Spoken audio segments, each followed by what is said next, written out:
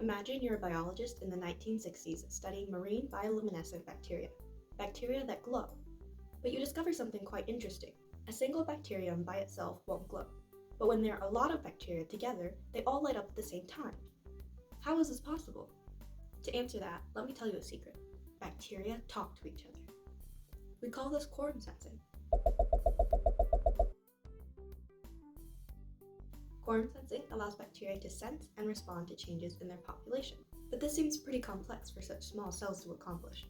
How do they do it?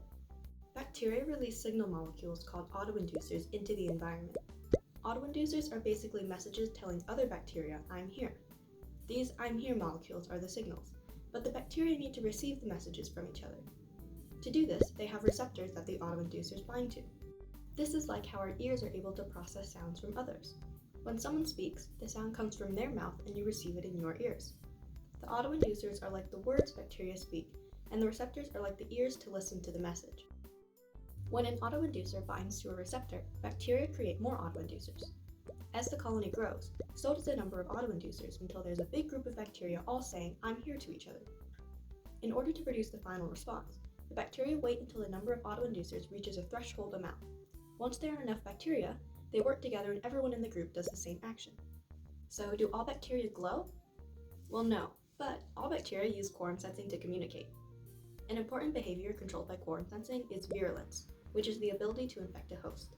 This is how bacteria can make you sick. Think about a single bacterium trying to face the mighty immune system. It wouldn't have much luck, would it? Now, what about an army of bacteria? They would be much more successful at overwhelming the immune system and making you sick. Many bacterial infections can't be treated with antibiotics because bacteria have evolved to become resistant. But now there's hope with quorum sensing. Now that we know how quorum sensing works, scientists have been trying to find ways to stop bacteria from communicating with each other. If this works, then we will be able to turn off bacteria's ability to infect other organisms, including humans. But how? Some have already been successful.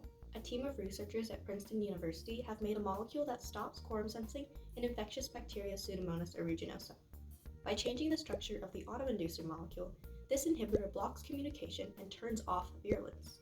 When added to solutions with the infectious bacteria, the inhibitor prevented the bacteria from producing toxins that cause illness. It also reduced the death rate of animals infected with the bacteria. Significantly more animals with an infection and the inhibitor molecule survived compared to animals with just the infection. Quorum sensing is a fascinating aspect of bacteria that could help us solve antibiotic resistance. If we study how bacteria talk and how we can stop it, we can discover cures for currently untreatable infections. Who knows what we have left to find? We just have to open our ears and listen.